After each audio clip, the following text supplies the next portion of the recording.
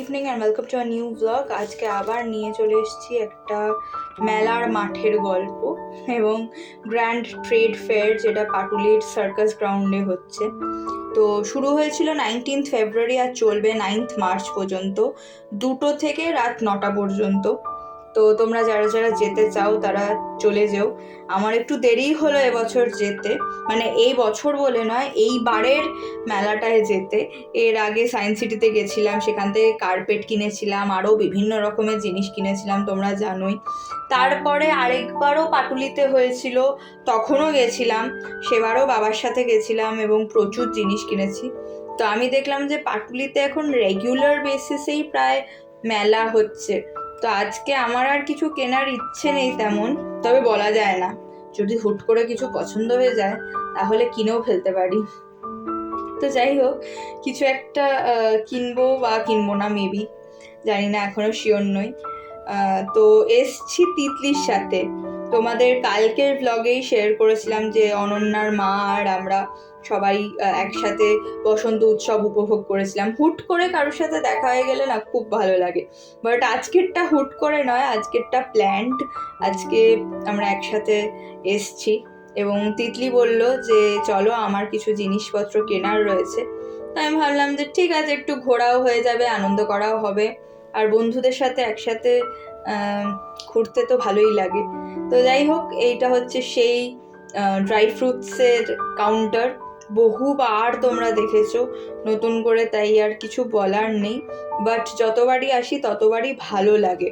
ওরা দেখলাম যে কেসারও বিক্রি করছে, তার সাথে মধুও বিক্রি করছে, অনেক জিনিস রয়েছে যেরকম প্রত্যেকবার থাকে। তো আমি ভাবছিলাম যে একটুখানি মিক্সড ড্রাই ফ্রুটস নিয়ে যাই, বাট তারপর ভাবলাম যে বাড়ির লোকজন আমাকে জুতো পেটা করবে। এই যে দেখতেই পাচ্ছ কিরকম বিভিন্ন রকমের সুন্দর সুন্দর জুতো রয়েছে, তো বাড়ি থেকে হয়তো বের করে দেবে যদি আর আমি ড্রাই ফ্রুটস কিনি। যাই হোক, জুতোগুলো বেশ দেখতে, মানে অনেক কটা বেশ দেখতে পছন্দসইও হলো। আর এই স্টলটা হচ্ছে সব থেকে বেশি পছন্দের আমার, কারণ এই স্টলটায় যা কিছু দেখছো সব কিছু হচ্ছে ব্যাম্বু ক্রকারিজ, মানে ব্যাম্বু দিয়ে বানানো। তো এগুলো কেজি দরে বিক্রি হচ্ছিল, মানে একটা দুটো হলে হবে না, তোমাকে 1 কেজি নিতে হবে। সেটা তুমি মিলিয়ে মিশিয়ে নিতে পারো, কিন্তু তোমাকে 1 কেজি নিতে হবে বা 2 কেজি 1.5 কেজি সেরকম করে আর কি নিতে হবে, ব্যাপারটা এরকম। বাট এত সুন্দর এবং অর্গ্যানিক জিনিসপত্র আমি খুব কম দেখেছি, অথচ সেটা কিন্তু রিইউজেবল। এটাই সব থেকে মজার ব্যাপার, যে প্রত্যেকটা জিনিস রিইউজেবল। তো প্লাস্টিককে বর্জন করে আমরা যদি এরকম অর্গ্যানিক জিনিসের দিকে যেতে পারি তাহলে আমার মনে হয় সত্যিই ভালো হবে। আর এদিকে রয়েছে বিভিন্ন টাইপের চকলেটস বা ক্লাওয়ার্স, সমস্ত কিছু। তো আমি একটা চকলেট ট্রাই করে দেখলাম, কারণ আমার একটু কিনতে ইচ্ছা হচ্ছিল, বাট কোয়ালিটিটা সেরকম মারাত্মক কিছু ভালো লাগলো না, সত্যি কথা বলতে। তো ওর থেকে অনেক বেটার অনেক হোম বেকার্সরা বানায়, সত্যি, মানে হোম বেকার্সরা আজকাল যা চকলেট বানাচ্ছে, বহু নামকরা কোম্পানিও এত ভালো চকলেট এখন আর বানায় না। এবং ভীষণ কি বলবো, অতটা ভালো লাগলো না কোয়ালিটিটা, সত্যি কথা বলতে। আর আমি যেহেতু কোনো পেড প্রমোশন করছি না, তাই জন্য আমার আলাদা করে মানে কোনো সুইট কিছু বলার নেই এখানে, একদম সত্যি কথা, মিষ্টি মিষ্টি কথা বলার কোনো জায়গাই নেই, একদম সত্যি কথাই বলবো। আর এইটা হচ্ছে জিরো স্মোক গ্যাস ওভেন।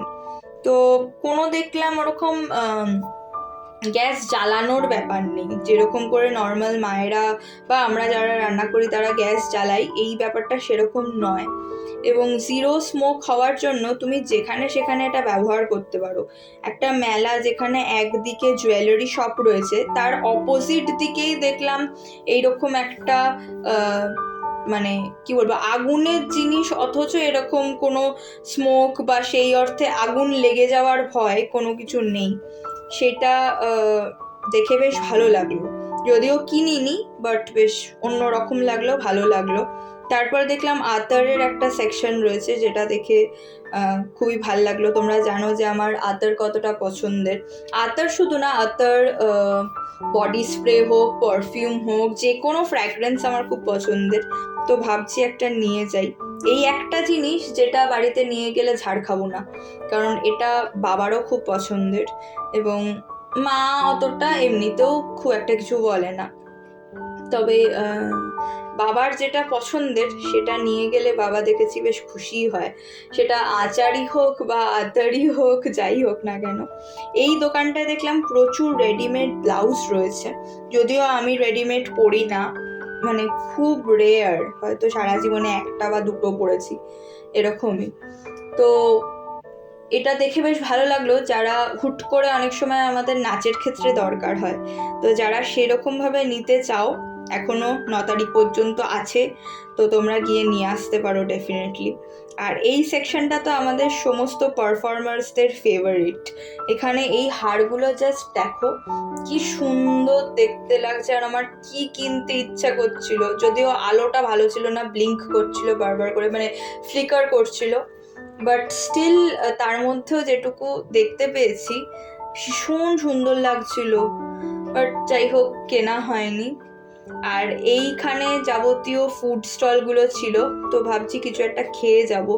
আমার ইচ্ছে করছে KFC থেকে খেতে, দেখি ওরা কি করে, সেই বুঝে একসাথে কিছু একটা খাওয়া দাওয়া করবো। হয়তো ওরা এক রকমের স্টল থেকে এক রকমের খাবার খেলো, আমি আরেকটা স্টল থেকে আরেক রকমের খেলাম, এরকমও হতে পারে, বাট কিছু তো একটা খাবো। যাই হোক, এখন চলে এসেছি আরেকটা গার্মেন্টসের দোকানে, এবং আন্টি বললো যে আগে আমরা কেনাকাটাগুলো সেরে নিই, তারপরে খাওয়া দাওয়ার দিকে যাচ্ছি। তো গার্মেন্টসের দোকানে ওরা দেখছিল প্রচুর কুর্তি, এবং ওই যে ঢাকাইয়ের কুর্তিটা প্রথমেই দেখলে, সেই রকম ঢাকাই কাজ করা একটা কুর্তি আমার অলরেডি রয়েছে, নতুন, ওটা আমি এখনো পরিনি, পুজোর সময় পরবো। তো মানে ওটা দেখে বেশ ভালো লাগলো, বাট সিমিলার যেহেতু তাই আর নিলাম না। আর ভীষণ সুন্দর সুন্দর সিল্কের জিনিসও রয়েছে।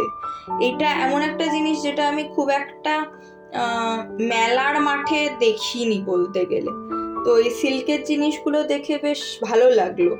তো যাই হোক, আমি একটা জিনিস কিনেছি, তোমরা যারা গেস করতে পারছো তারা কমেন্ট সেকশনে লিখো। মানে একটা জামা কিনেছি, কি কিনেছি সেটা তোমাদেরকে অবশ্যই পরে দেখাবো কোনো একটা ব্লগে। আর তারপরে এখানে রয়েছে আমার পছন্দের জিনিস, কাঠের হাতা খুন্তি। তো মানে আমার রান্নার জিনিস হলেই হলো, সে যাই হোক, সে কাঠই হোক আর অ্যালুমিনিয়ামই হোক আর যাই হোক, মানে স্টেনলেস স্টিল হোক, আমার সবসময় ভাল লাগে। আবার আটকে গেছি আরেকটা ফ্র্যাগ্রেন্সের দোকানে, তবে এখানে শুধু ফ্র্যাগ্রেন্স নয়, মানে বডি স্প্রে বা পারফিউম নয়, এখানে ধূপও রয়েছে। তো ওই ধুনুচিতে, ওই যে মাটির ধুনুচিটা দেখলে, ওই ধুনুচিতে এরকম এক একটা করে বসিয়ে দেওয়া যায়। এই যে এইটা দেখো, এটা ওনাকে আমরা রিকোয়েস্ট করছি যাতে উনি একটু খুলে দেখান, দাঁড়াও।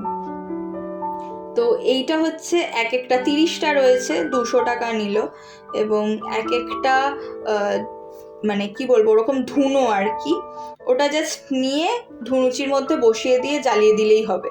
তো সেরকম কোনো নোংরা হওয়ার ব্যাপার নেই, বা কোনো মানে আলাদা করে তোমাকে আর কিছু খুঁজে বার করতে হবে না, ধূপের স্ট্যান্ড বা কিছু।